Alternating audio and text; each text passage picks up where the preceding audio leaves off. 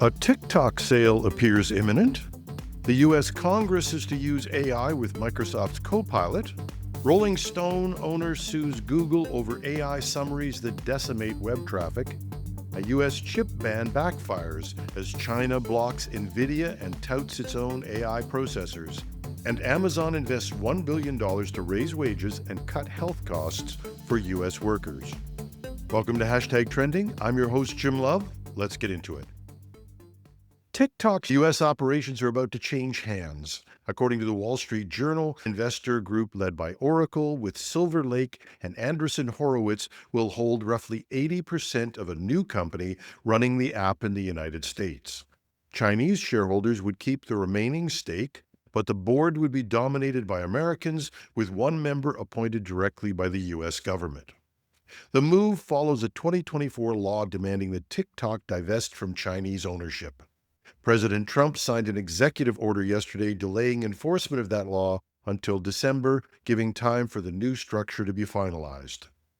TikTok has already built a separate app for U.S. users with its own algorithm and data system.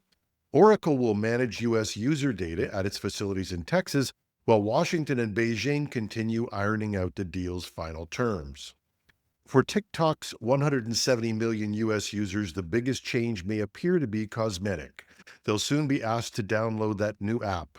But behind the scenes, this restructuring marks one of the most significant tech ownership shifts of the decade, not only changing from one country to another, but watch the influence of the U.S. government. First taking over part of Intel, now TikTok? Different world. The U.S. House of Representatives is rolling out Microsoft Copilot to lawmakers and staff. Axios reports that up to 6,000 licenses will be available for a year, giving members and aides access to the AI chatbot with enhanced legal and data protections. Testing began in June, and adoption will expand this fall. Speaker Mike Johnson will unveil the plan at today's Congressional Hackathon, co-hosted with Minority Leader Hakeem Jeffries. The move comes as Congress explores how AI can speed up routine work and cut costs. Interestingly, Microsoft isn't alone in trying to provide services to the government. Several AI companies are offering their enterprise tools to the U.S. government for just $1. And the House is reviewing these offers, including platforms like ChatGPT Enterprise, Claude Enterprise, and Google's Gemini. For Congress, this shift marks a turnaround. Just last year, staff were banned from using Copilot. Now the chamber is embracing AI, not just as a time saver, but as a potential way to deliver extraordinary savings to government operations. Penske Media, which owns Rolling Stone, Billboard, and Variety, is going to court.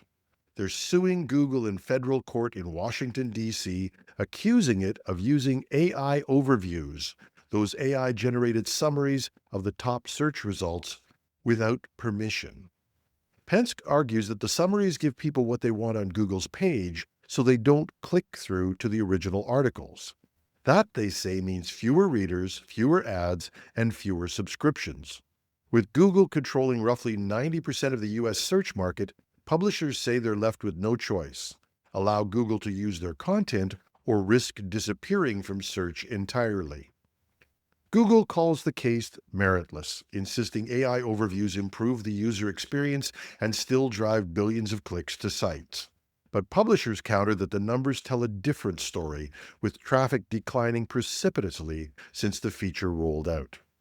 With traffic collapsing, this could be a do-or-die moment for many publications. And in the U.S., where billion-dollar copyright settlements over training data have already set the stage, lawsuits, not legislation, seem to be what defines the rules of the relationship between content creators and AI. The question now is whether this case moves forward, and whether it settles or goes to court, what type of structure it will set, because it will no doubt set some norms for moving forward. Well, that didn't go as planned. The U.S. restricted sales of NVIDIA's H20 chips to slow China's progress in AI. Instead, they might have sped it up. China's internet regulator has now ordered its biggest tech companies, including Alibaba, Tencent, and ByteDance, to stop buying NVIDIA's newest processors, including the H20 and RTX Pro 6000D. Beijing said it no longer needs them, claiming homegrown chips from Huawei and Cabricon now match NVIDIA's performance. And the software side tells the same story. ByteDance, the company behind TikTok, just released an AI graphics system that industry watchers are calling astonishing. Far from falling behind, Chinese firms are pushing forward on both hardware and applications. For NVIDIA, it's a devastating loss of a market worth billions. For Washington, it's a reminder that trade restrictions can sometimes do the opposite of what you think they'll do. And I guess it's a little late to say, just kidding. And finally, Amazon is putting more than $1 billion into its U.S. workforce. The company says average pay for fulfillment and transportation employees will rise to over $23 an hour, with full-timers seeing about $1,600 more per year. Healthcare costs are also being trimmed. Starting in 2026, the entry-level plan will drop $5 per week with $5 copays. That's a 34% reduction. Amazon employs more than 1.5 million people in the U.S., and the move comes after years of criticism over working conditions and labor disputes.